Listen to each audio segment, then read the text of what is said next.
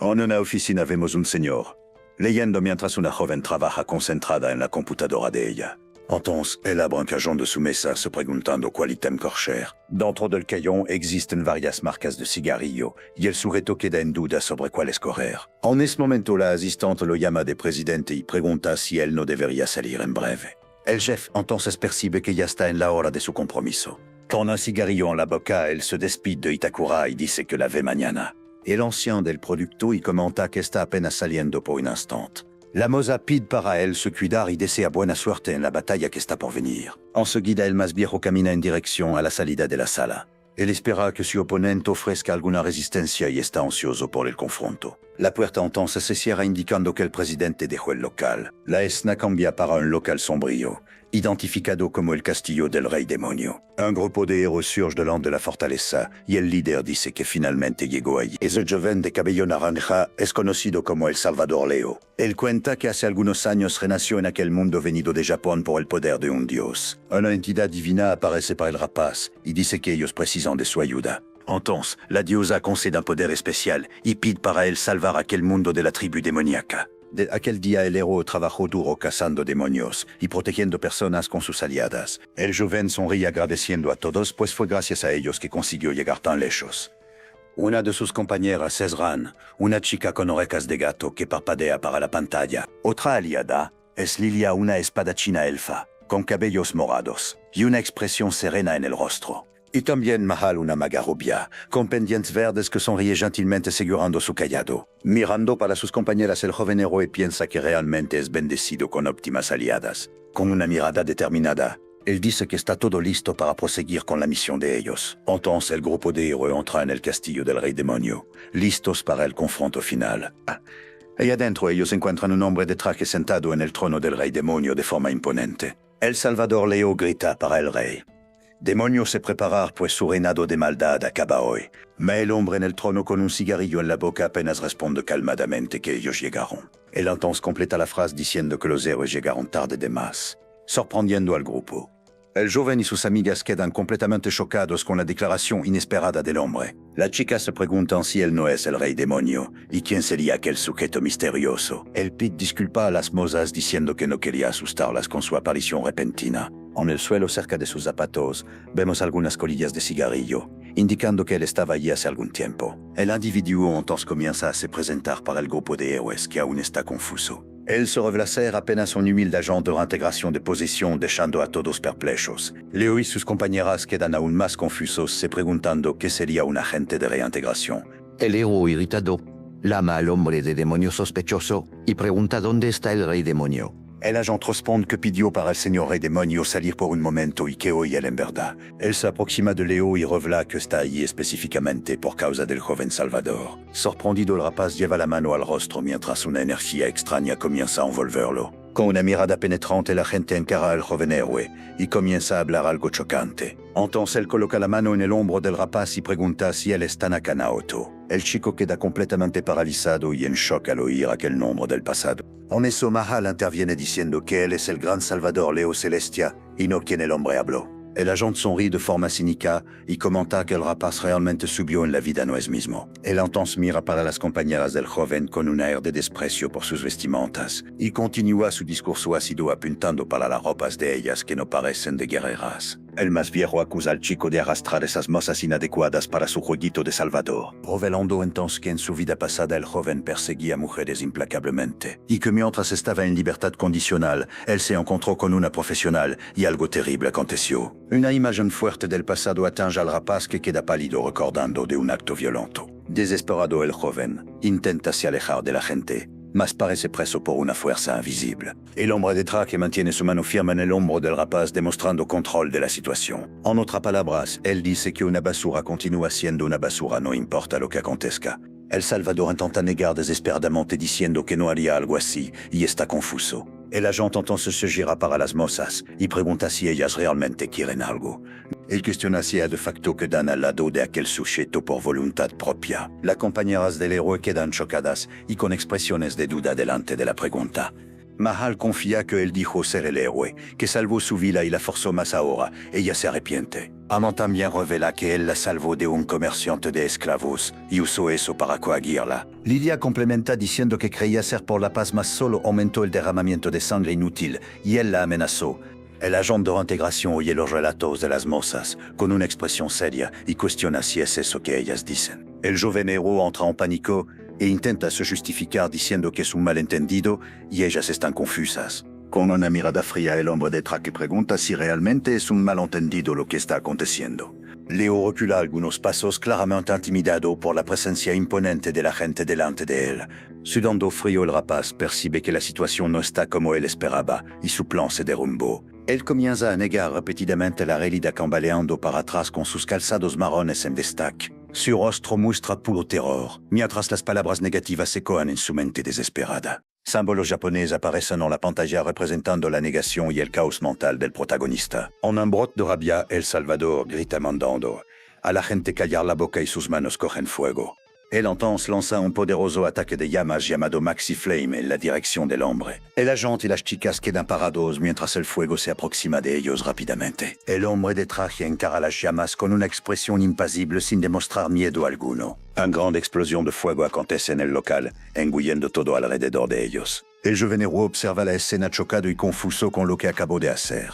Él gesticula con las manos aún en llamas, mirando para la destrucción que causó. Con una sonrisa satisfecha y un brillo en los ojos, el rapaz parece contento con el resultado. Él comienza a reír de forma descontrolada delante de la escena de llamas y destrucción. El protagonista grita que fue bien hecho para el agente que osó confrontarlo.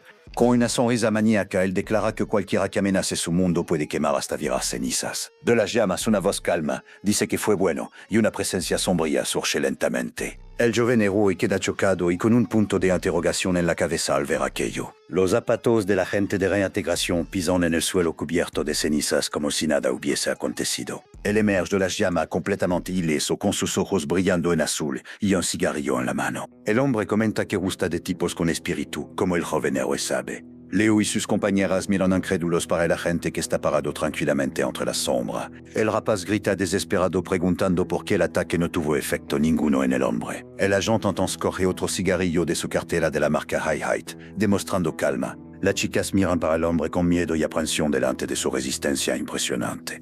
Él enciende el nuevo cigarrillo y dice que un tipo que abusa de mujeres es algo despreciable. Con el cigarrillo encendido, él encara al joven y afirma que tal persona es más bajo que basura.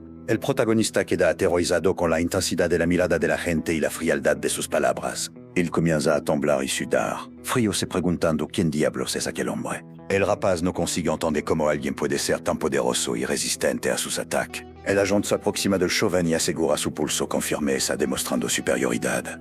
Él explica que recibió un pedido y entonces el joven pregunta quién sería esa persona. El hombre revela que fue una solicitación del dios de aquel mundo para intervenir en la situación.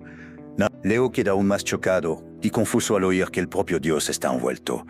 Una imagen del cristal de poder que el dios dio al héroe aparece en la pantalla. El agente dice que el dios pidió para él colectar el poder de vuelta y enviar al joven a su mundo original. El héroe repite las palabras de la gente incrédulo, se preguntando qué significa colectar su poder. Con un cigarrillo en la boca, el hombre de traje dice que entiende la sorpresa del rapaz. El joven queda aún más asustado con la calma de la gente delante de la situación tensa. Desesperado, él saca su espada listo para se defender de cualquier ataque.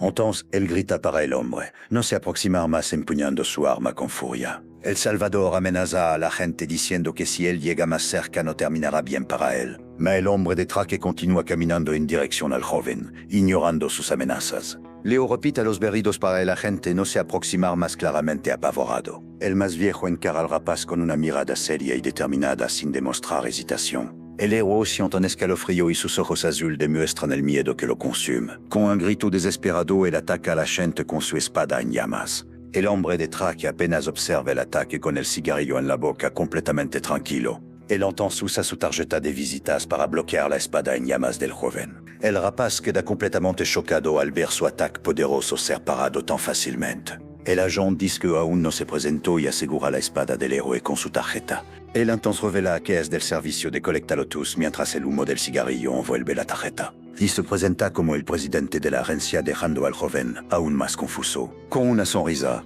Él dice que su nombre es Asuda y que es un placer conocer al héroe. La tarjeta de visitas muestra que la agencia recupera cualquier cosa sea habilidades, cuerpos o deudas. Asuda entonces mira para el joven y dice que irá a recuperar el poder de él, Tanaka Naoto. Con una mirada determinada, Asuda apunta el cigarrillo para el joven y dice que va a retomar el poder de él ahora.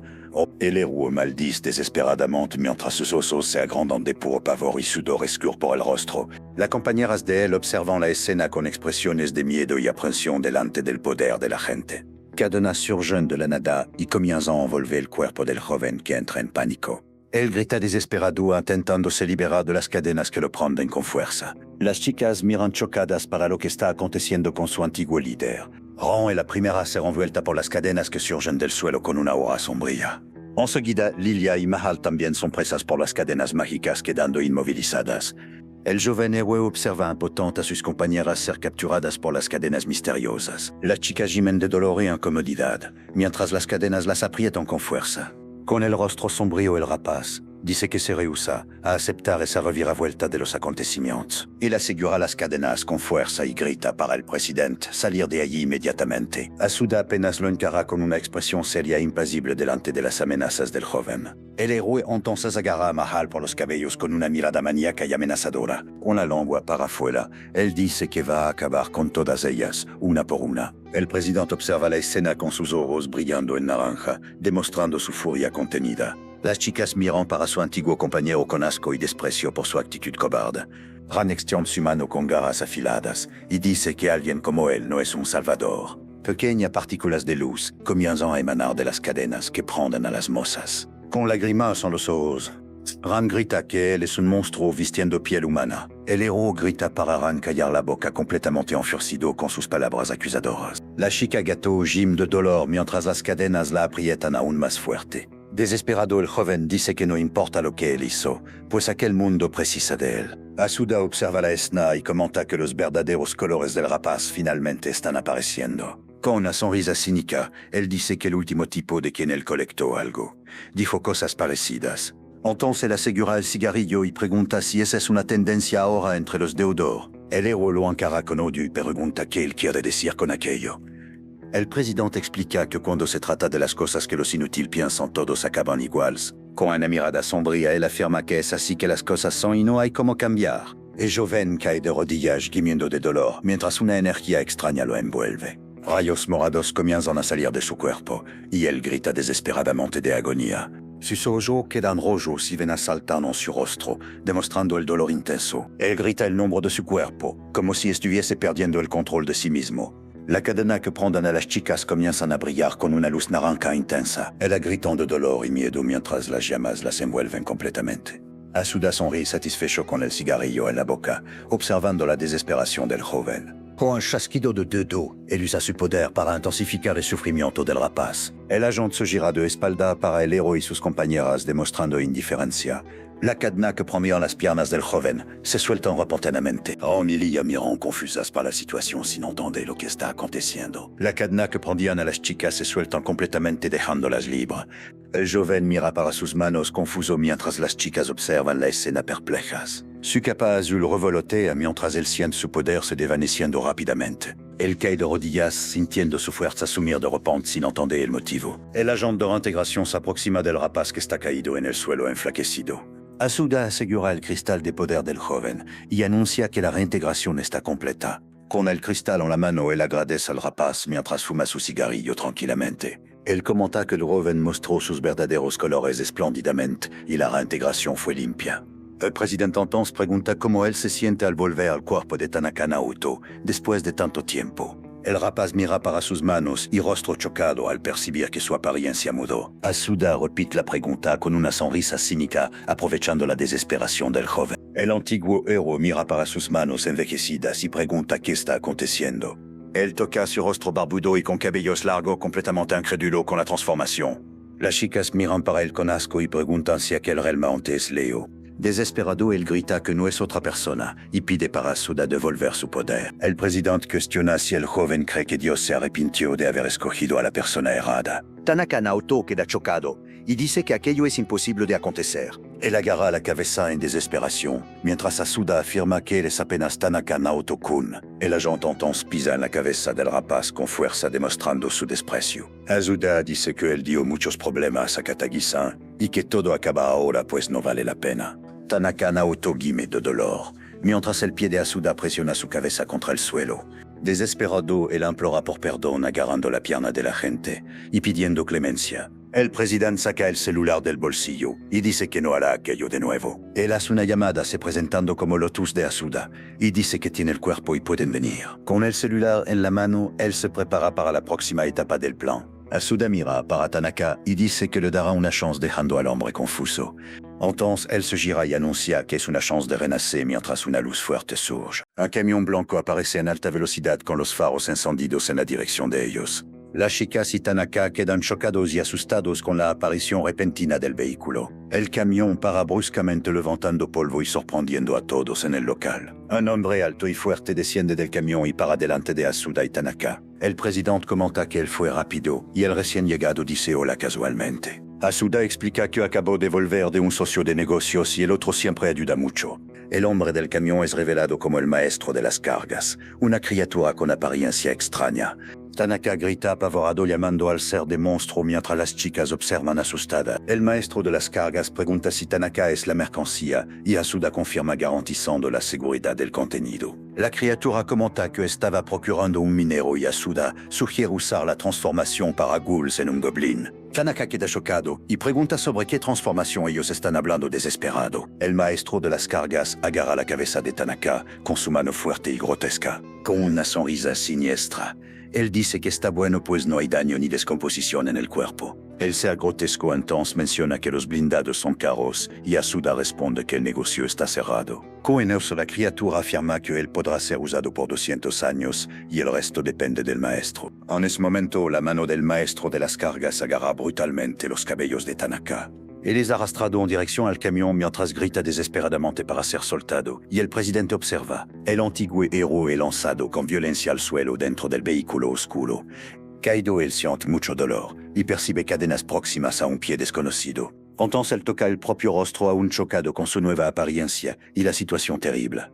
De repente el hombre se ve completamente cercado por criaturas extrañas de ocho ojos. Dos seres mayores lo observan mientras otros menores están encadenados y parecen sufrir mucho. Esos goblins menores se aproximan de él hambrientos y asustados, pidiendo ayuda y reclamando del frío. Desesperado, el ex-héroe grita para ser soltado mientras las manos de las criaturas lo agarran firmemente. Su rostro demuestra puro pavor y desesperación delante del ataque de los pequeños monstruos.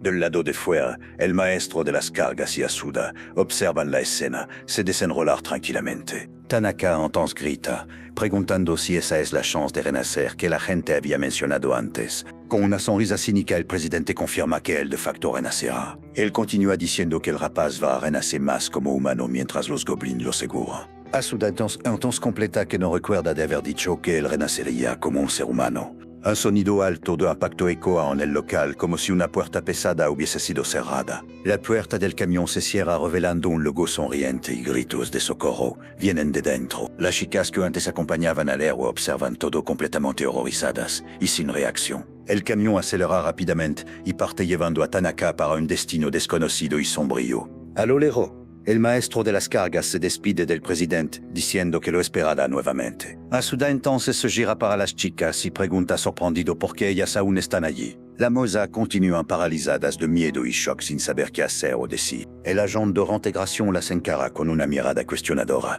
mientras fuma su cigarrillo tranquilamente. Él comenta que el antiguo Salvador mudó de trabajo y sugiere que ellas vuelvan para casa. Las compañeras del ex-héroe responden aprensivas que no es tan fácil así simplemente ir embora. Con una leve sonrisa, el presidente pide disculpas y dice que las mandará de vuelta. Entonces él bat palmas de forma casual y las chicas quedan confusas con la actitud de él.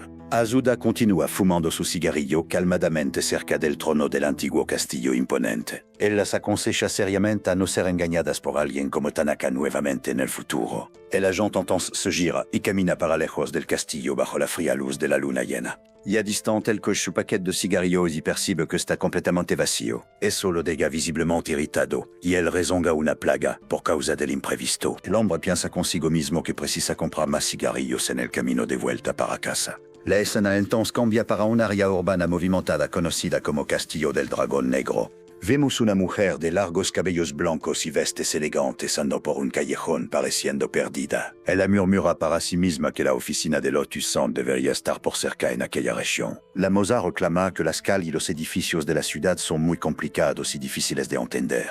De repente, dos cuervos negros surgen volando por el cielo, creando un clima un tanto sombrío. Distraída, la moza de cabellos blancos tropieza con alguien en el callejón oscuro y casi cae. Ella se depara con un hombre de traje y cabeza vendada con una mirada siniestra y otro sujeto de gafas. La joven pide disculpas, rápidamente un poco asustada con la apariencia de los individuos. El ojo rodo del hombre vendado brilla intensamente encarando a la chica de cerca. El sujeto vendado apenas saca la lengua y la chica piensa como él es asustador y se aleja. Los dos hombres llegan a una tienda y el de gafas dice que allí es el local de cambio de dinero. La moza de blanco oye la conversación y se pregunta qué sería un local de cambio. Dentro de la tienda, una señora anciana está sentada leyendo un pequeño libro tranquilamente en el mostrador. El hombre de gafas oscuras entonces pide para el compañero usar su habilidad para transformar los ítems en dinero. El compañero vendado lanza varias piedras preciosas coloridas sobre el mostrador de la tienda.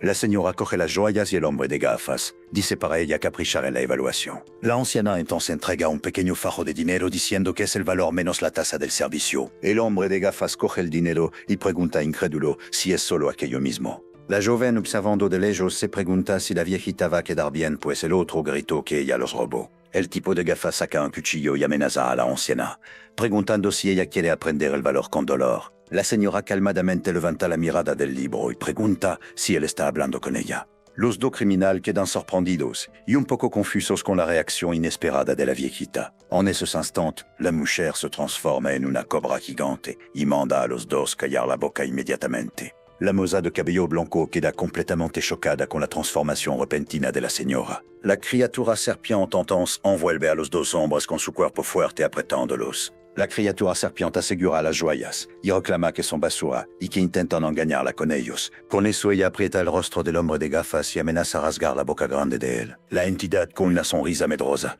dice que él debería tener tiempo para eso acontecer. O entonces ella sugiere que podría mejorar una de las habilidades de él y el bandido la encara confuso. De repente los pies de Azuda aparecen y la mujer cobra se sorprende con la llegada de él. La joven de cabellos blancos también se gira sorprendida al reconocer al recién llegado. El presidente saluda a la tía Shiba y elogia su apariencia como siempre encantadora. La mujer, con trazos de cobra, queda un poco sin gracia con el elogio inesperado de él. Retornando a una forma más humana, ella sonríe y dice que es el Lotus o mejor el presidente. La moza de blanco observa la interacción totalmente pasmada y sin entender la relación de ellos. La tía Shiba comenta que hace un tiempo y que estuvo ocupada últimamente mientras asegura a los maleantes. Ella sonríe para la gente y dice que él está siempre trabajando y que no mudó nada. Mientras tanto, el hombre de gafas es aplastado por la fuerza de la criatura, sudando de dolor. Azuda entonces ríe y comenta que personas pobres realmente no tienen tiempo libre alguno. En eso, la tía Shiba arroja a los dos bandidos para lejos junto con el dinero y los manda sumir. Ella los amenaza diciendo que si abren la boca de nuevo, ella los devorará de la cabeza a los pies. Los dos maleantes entonces huyen corriendo desesperados y con mucho miedo de la criatura. La señora suspira y comenta cómo es horrible lidiar con los colectores de hoy en día, que son los inútiles. Azuda comenta que muchos novatos están llegando debido a las recientes reencarnaciones, mas él tiene algo para ella. Entonces él muestra un gran cristal azul brillante y afirma que siempre trae las cosas buenas para ella, pues ese tiene valor. Azuda entonces pregunta si ella está feliz y la tía Shiba confirma que es un buen negocio que acaba rápido. El agente comenta que es un trabajo difícil y si duran 5 años ya es suerte para ellos. Él explica que la agencia de colectar ocupará poderes de reencarnados inútiles, pues Dios no interfieren directamente. Entonces todos los dioses son sus clientes desesperados para mejorar el desempeño de sus mundos y sus notas. Por eso ellos dan a los reencarnados poderes muy allá del estatus que ellos realmente poseen. Y después que el mundo queda desordenado, ellos acaban llorando para la agencia de colecta resolver. Si reciben tanto poder, una persona común contraataca o apenas huye creando una pérdida enorme.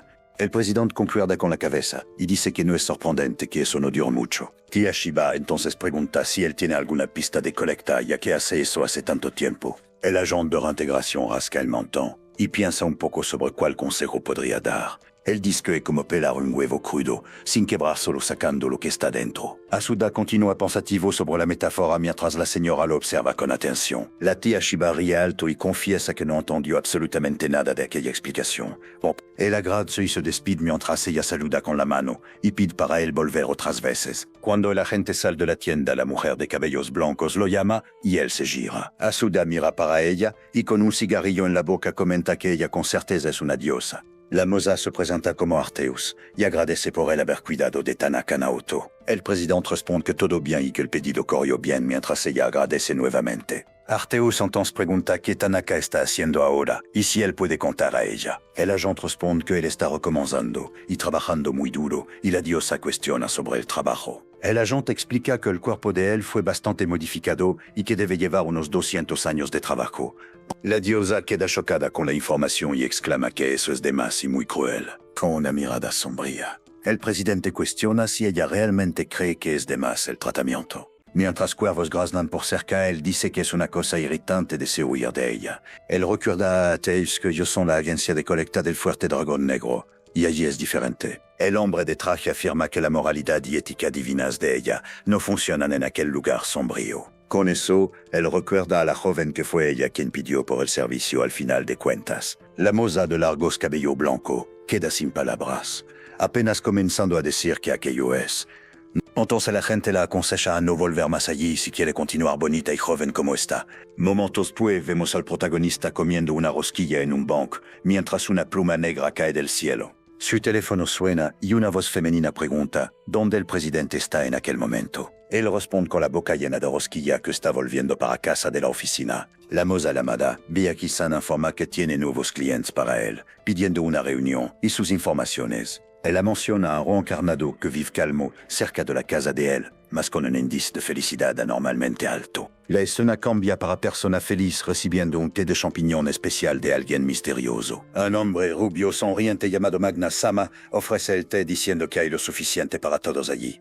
De vuelta al teléfono, el agente demuestra duda si es apenas el índice de felicidad que está extraño. Él entonces dice que entendió la situación y que está volviendo para la oficina inmediatamente. Llegando allá, el presidente se sienta y Byakusan presenta a un nuevo cliente, un tanto nervioso. El hombre se presenta como Kaguya Mira y dice que gustaría de solicitar una colecta de habilidades. El agente se presenta como Asuda, el presidente, y saluda a Kaguya. Mira que concuerda nervioso. El presidente entonces presenta al grandulón atrás como Oyayagi, el agente de colecta del equipo. Al lado de él está Itakura, la colectora de informaciones con sus ojos azules penetrantes y atentos.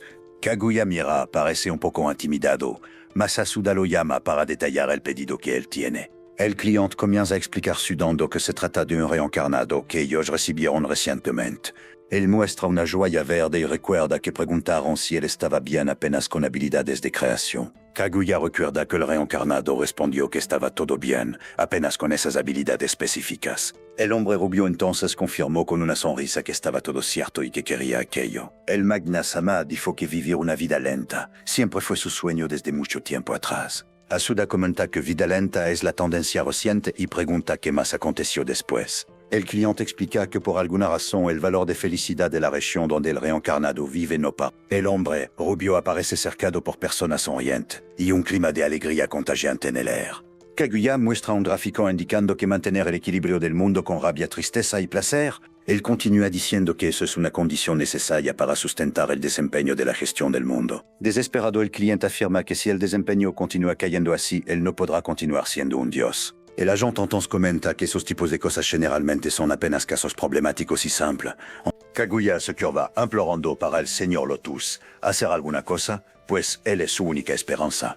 Asuda da una calada en el cigarrillo, con una leve sonrisa en el rostro oyendo el apelo del cliente. Él informa que la tasa es estrictamente no sea mitad del valor colectado, y si está todo bien ellos aceptan. Más tarde en una floresta, Uyayagi pregunta al jefe qué él piensa de la situación actual. Uyayagi sonríe confiado y dice que va a acabar con las preocupaciones del jefe rápidamente. Asuda comenta que el agente de colecta mejoró un poco desde la última vez que lo vio. El brutamonte se jacta diciendo que hace tiempo que no sale en una colecta con el jefe y que creció un poco. Mientras caminan por la floresta, Uyayagi avista el local y dice que aquella es la villa en cuestión. Ellos se deparan con un portón de madera enorme y cercado con alambre de púas y mucha seguridad. La cerca alta y el alambre de púas dan al local un aspecto de prisión de seguridad máxima. Uyayagi se pregunta cuántos metros de altura tiene el muro y Asuda comenta que parece una prisión. El agente de colecta entonces pregunta por dónde ellos van a se infiltrar y el presidente lo llama de idiota. Asuda explica que ese tipo de cosa ellos hacen abiertamente, saludando directo por la frente. Pues es lo básico. Él entonces camina en dirección al portón y dice para Uyayagi recordar de eso como una lección. El brutamonte queda un poco confuso y rezonga serio con la actitud directa del jefe. La escena muestra una vida pacífica y soleada con casas de madera y mucha vegetación bonita. Un hombre alimenta ovejas sonriente mientras una mujer rubia sale de casa con una cesta. Dos mujeres corren fresas felices en una plantación harta y bien cuidada en la villa. Otras mozas avistan a Lord Magna llegando y lo saludan con entusiasmo y alegría contagiantes. El hombre rubio saluda a todos con una sonrisa gentil y comenta que hoy es otro bello día. Las chicas suspiran encantadas con Lord Magna y comentan cómo él es maravilloso como siempre. Un grupo de moradores cerca a una joven que parece preocupada e intentan calmarla con palabras gentiles.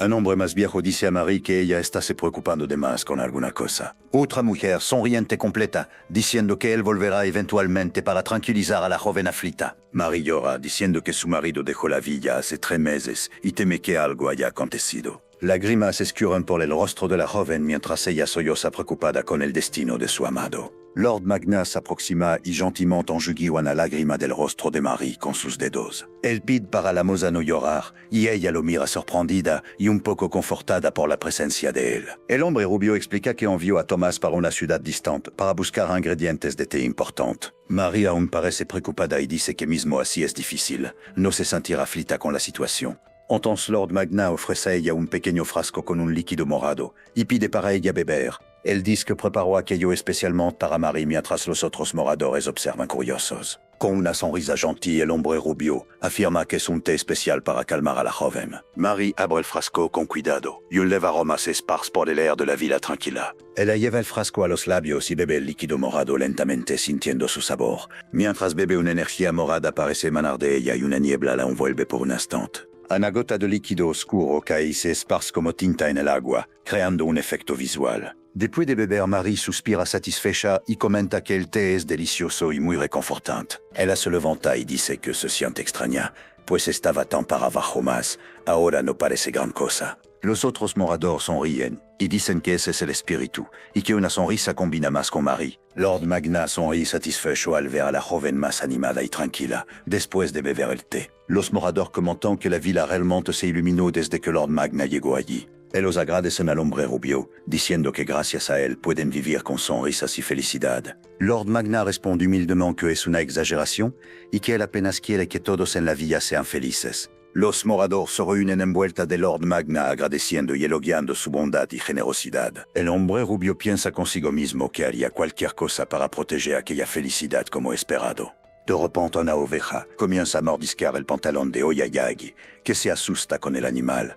Asuda entonces pregunta a su agente de colecta desde cuándo él está se escurriendo por allí de aquel jeito. Lord Magna y algunos moradores perciben a los dos extraños y comentan que ellos no parecen ser de la villa. Uyayagi coge un cachorro de oveja y lo jala fofo, mientras Asuda comenta que él gusta de esas cosas. El hombre rubio de la villa observa a los dos con desconfianza y se pregunta quiénes son aquellos sujetos. Asuda encara a Lord Magna con una leve sonrisa y un cigarrillo en la boca, listo para agir. Él saluda al hombre rubio, elogia la villa y lo llama de Itotachi, sorprendiendo a todos. Lord Magna queda completamente chocado y sin reacción al oír su nombre verdadero ser dicho.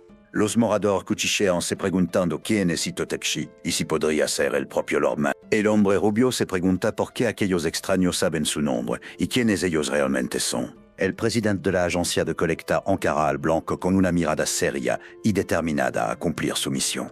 Lord Magna entonces se recompone, sonríe y pregunta si ellos están procurando por alguien se presentando como el jefe de la villa. Asuda agradece la polide y dice que ellos son más o menos como una agencia de servicios. Él se presenta como Asuda del servicio de colecta Lotus y su subordinado Oyayagi al lado. El agente informa que están allí a pedido de un dios y que vinieron para realizar una colecta. Asuda entonces revela que vinieron a colectar la habilidad de Itotakeshi dejando al hombre rubio tenso. Con la tarjeta de visita en la mano, él repite que vino a colectar el poder de Itotakeshi. El hombre rubio coge la tarjeta y lee el nombre Itotakeshi, confirmando su verdadera identidad.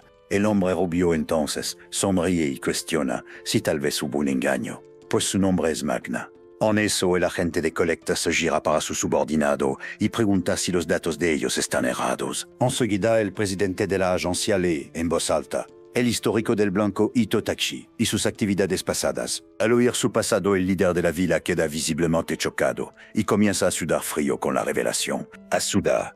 Entonces repite el nombre Itotakeshi y los moradores quedan aún más confusos con la situación. Con la sombra cubriendo sus ojos, el hombre rubio pregunta cuál sería el problema si ese fuese el caso. Él afirma que ahora su nombre es Magna y su único deseo es hacer a todos en la villa felices y los aldeanos lo apoyan. El jefe de la agencia traga su cigarrillo y dice que es un placer conocer a alguien con aspiraciones tan nobles. Dos moradoras inmediatamente defienden a su líder, diciendo que Lord Magna es una persona espléndida y correcta. Otros aldeanos se irritan y llaman a los recién llegados de forasteros, ignorantes por importunar a su benefactor. Uno de los moradores más exaltados grita con rabia para los dos agentes dar el fuera de la villa inmediatamente. De repente, un pedazo de madera vuela en la dirección de Oyayagi que desvía por poco mientras Asuda observa calmadamente. Todos los moradores se unen gritando para los forasteros ir embora y para proteger a Lord Magna a todo costo. En ese momento, el líder de la villa observa a sus seguidores con una sonrisa sombría y satisfecha en el rostro. Los aldeanos continúan expulsando a los agentes a los gritos, llamándolos de ladrón vulgar y otros insultos. Lord Magna entonces levanta la mano con calma y pide para que todos sus seguidores se calmen por un momento. Con una sonrisa serena, él saluda con la mano a los moradores y garantiza que está todo bien con la situación. Enseguida, el hombre rubio se gira para los miembros del servicio de colecta con una expresión pensativa. Él confirma si ellos son mismo el señor Asuda y el señor Oyayagi, de la agencia de servicios. Entonces, para sorpresa de todos, Lord Magna invita a los dos agentes para tomar un té en su casa. El brutamonte queda indignado y pregunta si el líder de la villa está bromeando con ellos mientras el jefe observa.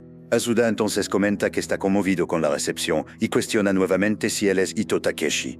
Con una sonrisa, el hombre rubio responde que entretener a los convidados también es un deber del jefe de la villa. En eso, el grandulón pregunta si su líder va mismo y el anfitrión dice que mostrará el camino para él. El presidente de la agencia da una calada en el cigarrillo y acepta la invitación con un simple bien entonces. Él piensa si un demonio o un cobra aparecerá y decide que ellos van a se divertir un poco allí. Luego, después, el hombre rubio abre la puerta de su casa y da las bienvenidas a los dos agentes. Oyayagi elogia el estilo de la casa y el anfitrión agradece con una sonrisa antes de entrar. El líder de la villa pide para ellos se sentar y avisa que va a preparar un té para los visitantes. La imagen muestra una tetera blanca con detalles azul y dos tazas en una bandeja de madera. Mientras sirve el té, el hombre rubio pregunta si ellos pueden finalmente ir al asunto principal de la visita. Él entonces confirma sonriendo que los agentes vinieron para colectar su poder como habían dicho antes. El subordinado del jefe de la agencia pregunta irritado si el anfitrión realmente entiende lo que significa colecta. Ignorando la pregunta, el hombre rubio ofrece una taza de té para Asuda beber antes que enfríe. Para sorpresa del brutamonte, su jefe bebe todo el contenido de la taza de una sola vez. El anfitrión ríe y comenta que es falta de educación no beber lo que es ofrecido esperando que agrade. Asuda entonces dice que el té está en el punto cierto para él, mas tal vez sea fuerte para el joven. Una mirada sombría y calculista surge en el rostro del líder de la villa mientras observa la escena se desenrolar. Él sonríe de forma un tanto siniestra y comenta que la observación de la gente fue bastante ruda. El hombre rubio continúa diciendo que su poder es realmente conveniente no solo para mezclar pociones mágicas. Él entonces explica que puede concertar cosas quebradas como un hacha o preparar estofados y pociones. El anfitrión demuestra su habilidad tocando la mesa con el dedo índice y creando una luz verde. una gota de energía verde cae en la mesa y se esparce como una onda, activando algo. De repente, un círculo mágico verde brillante surge bajo los pies de Asuda que se asusta con la trampa. Con una sonrisa confiada y una mirada penetrante, el líder de la villa observa su trampa funcionar. Él revela que también puede crear trampas como aquella con su poder, sorprendiendo a los agentes. Wayagi grita asustado mientras su jefe apenas observa la situación con un cigarrillo en la boca. El suelo bajo los pies de los dos agentes comienza a rajar y se quebra, revelando un abismo oscuro. Los dos caen en el agujero gritando, mientras el hombre rubio observa todo con satisfacción maligna, con una sonrisa y un saludo con la mano. Él se despide de los agentes, mientras la energía verde emana de su mano. La mano del líder de la villa brilla con poder, mientras él cierra la trampa con los agentes dentro. Él comenta que probablemente no se encontrarán nuevamente, mientras el humo verde se disipa lentamente. El hombre rubio sonríe satisfecho en su casa ahora vacía con apenas sillas y la mesa en el lugar. En otro lugar, Asuda enciende su mechero para iluminar la oscuridad del local donde cayeron. Él comenta que fueron lanzados bien lejos y se pregunta qué lugar es aquel desconocido. El presidente de la agencia nota un pasaje de agua y un olor extraño en el aire mientras llama a su subordinado. Wayagi rezonga en el suelo, aún aturdido por la caída y por la sorpresa de la trampa inesperada. Él se levanta confuso y mira en vuelta, intentando entender dónde ellos fueron a parar ahora. De repente, él bruscamente se depara con un esqueleto cubierto de champiñones azul y se asusta. Él grita de pavor mientras su jefe reclama del barullo y del eco en el local oscuro. El jefe de la agencia observa los champiñones y comenta que son hongos que parasitan esqueletos en el local. Él entonces percibe algo extraño y pregunta a su subordinado qué es aquello en la cabeza de él. Dos champiñones azul brotan repentinamente en la cabeza de Oyayagi, dejándolo completamente apavorado y confuso. Él bruscamente entra en pánico, intentando arrancar los champiñones, mas ellos no salen de jeito ninguno. Asuda comenta que no es de extrañar que el lugar huela peor que una alcantarilla, pues está infestado. Él deduce que aquello es obra del líder de la villa y que ese tipo de truco bajo no funciona en él. El presidente de la agencia avisa a su subordinado para no respirar mucho el aire de allí, mas ya es tarde. Él entonces percibe que aquellos que desafían a Lord Magna acaban virando nutrientes para los champiñones de allí. Wayayagi queda chocado al entender la terrible verdad por tras de aquel lugar sombrío y peligroso. Con una mirada seria, Asuda invita a su subordinado para un tour por el lado oscuro de la Villa Feliz. Los dos agentes se preparan para explorar el local misterioso y descubrir más secretos sombríos. De repente, él bruscamente grita que algo está se aproximando de ellos en la oscuridad del túnel. Pies descalzos y cubiertos de champiñones azules surgen lentamente en la penumbra del corredor oscuro. Asuda enciende su mechero nuevamente con una mirada determinada y listo para lo que venga por la frente. Una figura enorme y disforme cubierta de champiñones se aproxima de los dos agentes en el pasaje. Es un hombre con ropas rasgadas y el cuerpo completamente tomado por champiñones azules asustadores. Los dos agentes quedan sorprendidos y un poco asustados con la aparición bizarra e inesperada. El hombre champiñón levanta la mano lentamente y encara a los intrusos con una mirada vacía y perdida. Él parece confuso y rezonga algo incomprensible mientras observa a los dos hombres a su frente. Oyayagi pregunta quién es aquella criatura mientras su jefe observa la situación con cautela y atención. Asuda entonces encara al hombre champiñón, con el mechero encendido, y lo llama para una conversación seria. La criatura cuestiona si por acaso aquellos dos también fueron lanzados allí por el Magna. Con los pies cubiertos de hongos, él pregunta si fueron víctimas de aquel desgraciado del líder de la villa. El hombre transformado entonces pregunta si ellos son de la aldea y quiénes ellos realmente son al final. Asuda responde que son apenas agentes de colecta y vinieron a coger los poderes de aquel farsante Magna. Sorprendido, el hombre champiñón pregunta si ellos pueden mismo quitar el poder de Magna y si eso es posible. El jefe de la agencia confirma que sí, más para colectar el poder de forma limpia precisan de algo. Él explica que precisan mirar en el momento exacto en que la verdadera naturaleza del blanco es expuesta. Por eso el agente dice que ellos tendrán que agitar un poco las cosas, y el hombre champiñón se asusta. Asuda entonces pide disculpas por el barullo y llama a Yagi para ellos ir embora de allí luego. El hombre champiñón intenta impedirlos de partir y rezonga mientras ellos se alejan lentamente de él. Él implora para contar a su esposa y a todos en la villa para huir de aquel lugar peligroso. Pero el presidente de la agencia pregunta qué ellos ganarían con eso y manda a él mismo avisar. La criatura intenta asegurar algo, mas sus manos están flacas y él no consigue se mover derecho. Desesperado, el hombre champiñón ofrece contar todos los secretos del maestro y de la villa para ellos. Él se arrodilla flaco y dice que por eso no puede hacer más nada, pues está sin fuerzas. El hombre transformado implora por ayuda, pues no le resta mucho tiempo antes de sucumbir totalmente. Azuda se gira interesado y comenta que esa no es una mala propuesta al final de cuentas. Con una sonrisa astuta, el jefe de la agencia pide para el hombre champiñón contar todo su secreto. Entonces, los tres se sientan envuelta de una fogata, y el hombre revela que todos en la villa sufren lavado cerebral. Azuda entonces pregunta cómo diablos el líder de la villa está controlando a todos los moradores de aquella forma. El hombre champiñón explica que es a través de los champiñones y quien come es dominado por ellos. Él revela que quien ingiere los hongos es rellenado con una poderosa euforia, y así Magna dominó a todos. El brutamonte queda chocado con la revelación y Azuda entiende cómo el control es hecho en la villa. La víctima continúa contando que originalmente la vida de ellos era muy menor y más pobre que ahora. Ma mismo así todos se ayudaban y vivían en paz a pesar de las dificultades que enfrentaban juntos. Entonces un día el hombre rubio conocido como Magna apareció de repente en la pequeña y pacata villa. Con sus poderes misteriosos la vida, en la aldea, fue transformada completamente de la noche para el día. Él introdujo nuevas tecnologías y mejorías que impresionaron a todos los moradores rápidamente. Además de eso, Magna también forneció remedios increíblemente eficaces que curaban enfermedades y dolencias. En un pestañear de ojos todos en la villa quedaron completamente obsesionados y maravillados con el recién llegado. Por mientras que percibiesen algo, comenzó a dar errado a los pocos y de forma sutil allí. La víctima se recuerda de su esposa Marie, cada vez más encantada con el líder hablando sobre él. Ella decía que el maestro Magna apareció como un héroe y resolvió todo siendo realmente increíble. El marido comenzó a extrañar el comportamiento de ella y preguntó qué ella estaba planeando hacer. Marie entonces responde que para ello, Magna es como un dios y el marido queda aún más preocupado. Con una mirada fanática, ella pregunta si es preciso tener un motivo para adorar a un dios como él. Cuando el hombre champiñón se dio cuenta, la mayoría de los moradores ya había se tornado siervos de Magna. El líder de la villa observaba todo con una sonrisa satisfecha y una mirada de control sobre todos. Entonces la víctima reunió a las pocas personas sanas que restaban y decidieron investigar a Magna juntos. Ellos descubrieron que toda la comida fornecida por Magna estaba mezclada con sus champiñones azul, y también que él intentaba expandir su influencia exportando los hongos para fuera de la villa. En el momento en que finalmente consiguieron las pruebas de la conspiración, algo terrible aconteció con ellos. El líder de la villa los sorprendió en el escondrijo con una mirada fría y calculista listo para agir.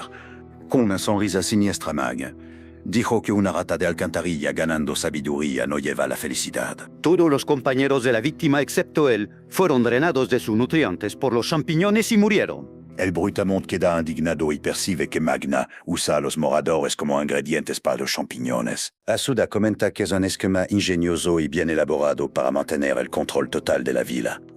El hombre champiñón entonces entrega un saco a los agentes pidiendo para ellos llevar aquello con ellos. Dentro del saco están las remembranzas de sus compañeros y una carta importante para alguien especial. Él implora para que los agentes ayuden a todos en la villa y salven a su esposa Marie del control. La imagen muestra el rostro sonriente de Marie, antes de ser completamente dominada por los champiñones. Con la mano trémula y cubierta de hongos, el hombre champiñón pide para que ellos hagan a Marie abrir los ojos. Él implora para que salven a su amada y a los otros moradores de aquel destino terrible y sombrío. Mientras su mano se deshace en polvo, él entrega un último ítem a los agentes con esperanza.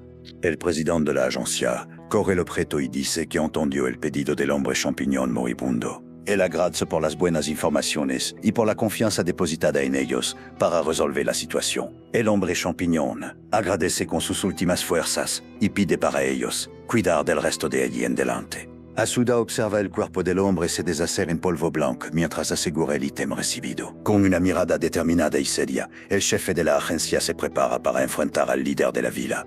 El presidente de la agencia asegura un anillo y una pulsera dorada con un billete amarrado que dice «Para Marie». Wayayagi comenta irritado que hace tiempo que él no queda tan furioso con alguna situación como aquella. Azuda enciende el cigarrillo y dice para Tomás «No se preocupar con nada, pues ellos van a resolver». Los dos agentes se alejan de los restos del hombre champiñón y afirman que siempre cumplen sus promesas. Mientras tanto, en la Villa Magna agradece a todos por más un óptimo día durante un banquete harto.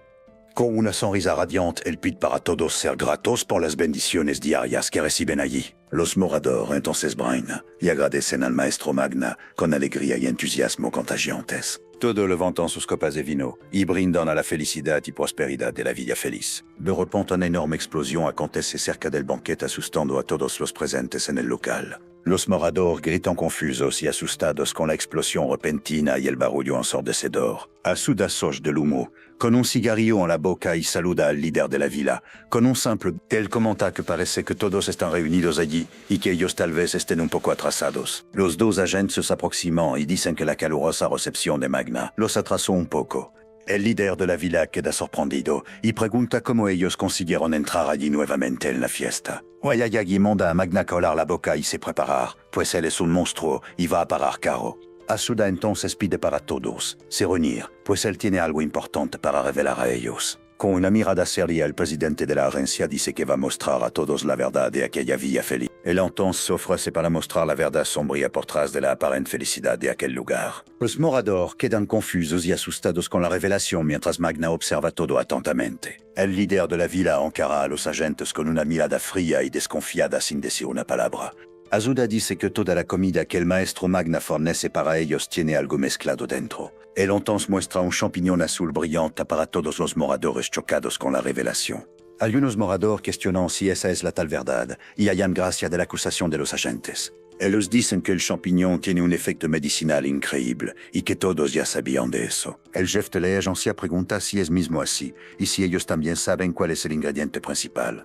Él entonces aplasta un cráneo cubierto de champiñones y revela que el ingrediente principal son humanos. Los moradores quedan horrorizados e incrédulos con la revelación chocante y terrible de los agentes. Todos miran para el líder de la villa esperando una explicación para aquella acusación asustadora y grave. Magna permanece en silencio con una sombra cubriendo sus ojos y sin demostrar ninguna reacción. De repente él comienza a reír y agradece por el show divertido y por la teoría interesante de ellos. Con una sonrisa burlona, el líder de la villa comenta que la teoría es un poco irrealista. De más, Wayayagi se irrita y manda a Magna a parar de bromear con ellos llamándolo de desgraciado mentiroso. Asuda dice que imaginaba esa reacción y por eso no vinieron de manos vacías para confrontarlo. Él entonces coge un celular y muestra una grabación de Thomas, revelando el lavado cerebral en la villa. Los moradores reconocen la voz de Thomas y Marie queda chocada al oír la verdad del marido. El presidente de la agencia pisa fuerte en el suelo y pregunta si no es una historia horrible aquella. Él repite la historia de Thomas sobre cómo sus compañeros murieron y fueron usados como nutrientes. Asuda continúa explicando que Magna lanza a quien entra en su camino en las alcantarillas y los alimenta a los otros. Los moradores quedan pálidos y nauseados al oír la verdad terrible sobre el líder de la villa. Wayayagi muestra el saco con las remembranzas de Thomas y dice que hay más pruebas contra Magna. Él lanza las pertenencias en el suelo y dice que todo aquello pertenece a las personas que Magna mató allí. Los moradores reconocen los objetos como siendo de sus entes queridos desaparecidos y quedan chocados. Una señora reconoce las ropas del marido y una joven las gafas del padre, todas incrédulas. Todos se preguntan si eso significa que sus parientes y amigos están realmente muertos por causa de él. Los aldeanos se giran para Magna y exigen una explicación para todas aquellas acusaciones terribles. El líder de la villa finalmente admite que todo fue descubierto y culpa a los agentes por arruinar sus planes. Los dos agentes observan la reacción de Magna y de los moradores con atención y seriedad en la mirada, con una mirada furiosa y poder emanando de sus manos. Magna dice que estaba tan cerca y que aquello es lo peor. Una energía verde brillante surge de su mano y un círculo mágico se forma en el suelo alrededor. Él entonces activa el círculo mágico, nuevamente con una mirada determinada y furiosa con la situación. De repente, lobos blancos con cuernos amarillos y ojos rojos surgen de dentro de jaulas allí. La fiera ataca a los moradores que corren desesperados para escapar de las criaturas furiosas y peligrosas. Asuda comenta que Magna realmente piensa en todo, mientras Oyayagi maldice al líder de la villa.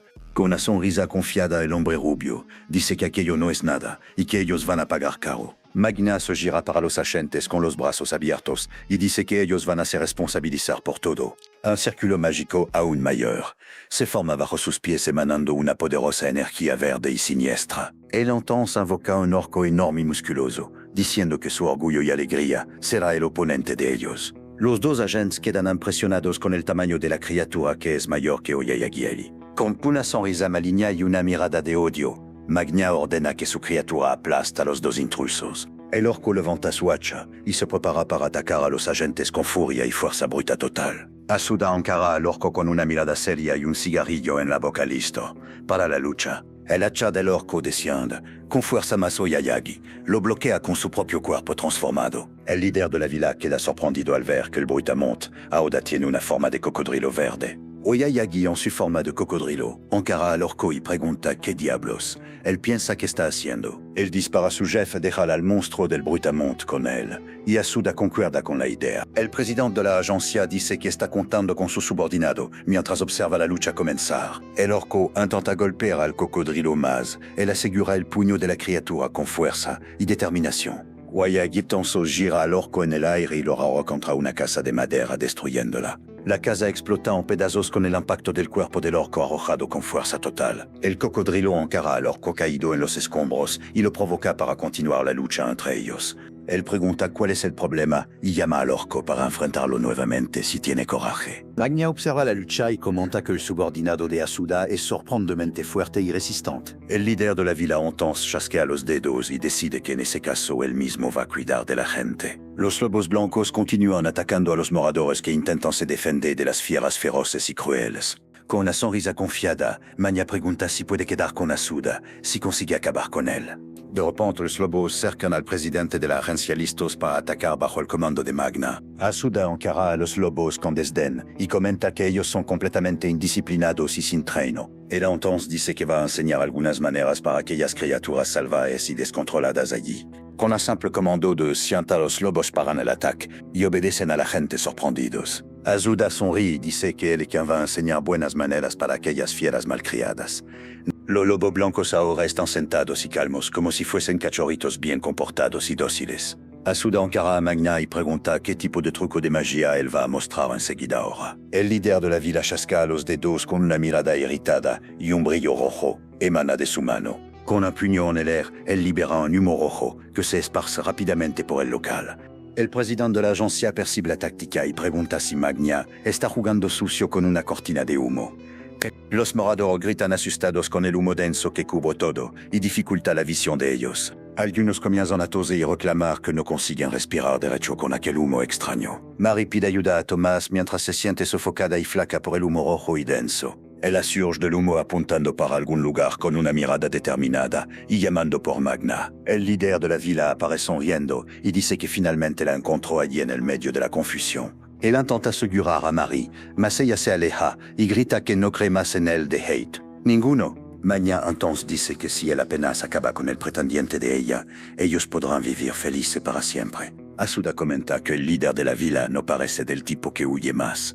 Ellos lo perdieron de vista. De repente, Mary desmaya y el agente la asegura antes que ella caiga en el suelo, preguntando si está bien. Él la llama de señorita con una mirada preocupada mientras la asegura en sus brazos con cuidado. Los ojos de Mary están cubiertos por una sombra y ella parece estar completamente inconsciente y flaca. De repente, una lámina atraviesa el pecho de Asuda que escupe un líquido y mira sorprendido para la herida. Mary ahora, con una mirada fría y fanática, dice que para el maestro Magna ella ofrece su lealtad. Con la lámina ensangrentada en la mano, ella completa que para los forasteros ella ofrece apenas la muerte.